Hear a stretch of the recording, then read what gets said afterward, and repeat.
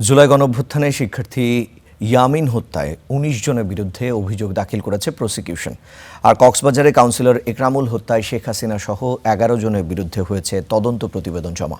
পরে দুটি অভিযোগই আমলে নিয়ে আসামিদের বিরুদ্ধে গ্রেফতারি পরোয়ানা জারি করেছেন ট্রাইব্যুনাল। হ্যালো, তুমি কোথায়? আমি অফিসে যাচ্ছি, তো আমি চলে আসবো না। ২০১৮ সালে ক্রসফায়ারে মৃত্যুর ঠিক আগ মুহূর্তে নিজের মেয়ের সঙ্গে এভাবেই কথা বলছিলেন কক্সবাজারের কাউন্সিলর একরামুল হক। সেই মৃত্যুর পর সারা দেশে বয়ে যায় সমালোচনার ঝড়, র্যাবের উপর আসে মার্কিন নিষেধাজ্ঞা। ৫ আগস্টের পর এ অভিযোগে তদন্তে নামে ট্রাইব্যুনালের তদন্ত সংস্থা। রোববার সেই তদন্ত প্রতিবেদনই দাখিল করল প্রসিকিউশন। তাতে প্রধান আসামি শেখ হাসিনা। আসামিদের তালিকায় রয়েছেন আসাদুজ্জামান খান, ওবায়দুল কাদের, আব্দুর রহমান বদি, বেনজির আহমেদ সহ র্যাবে কর্মরত ৬ সেনা কর্মকর্তা। পরে এ অভিযোগ আমলে নিয়ে শেখ হাসিনা সহ ৮ জনের নামে গ্রেপ্তারি পরোয়ানা জারি করেন ট্রাইব্যুনাল। সেই ফর্মাল চার্জের পরিপ্রেক্ষিতে আমাদের মাননীয় ট্রাইব্যুনাল ২ আসামিদের বিরুদ্ধে অভিযোগ আমলে নিয়েছেন।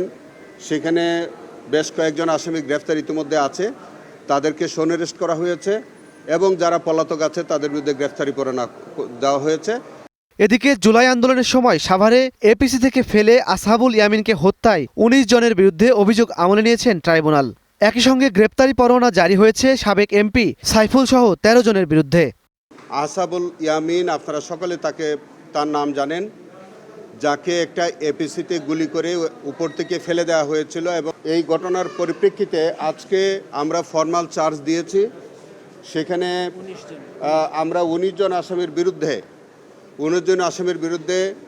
ফর্মাল চার্জ দিয়েছি। এছাড়া গুমের মামলায় সাবেক সেনা কর্মকর্তা জিয়াউল আহসানের বিরুদ্ধে সাক্ষ্য দেন সাবেক আরেক সেনা কর্মকর্তা। একই সাথে ওবায়দুল কাদেরের মামলায় সাক্ষ্য দিয়েছেন সাংবাদিক আশরাফ কায়সার। ইমন মাহমুদ, স্টার নিউজ, ঢাকা।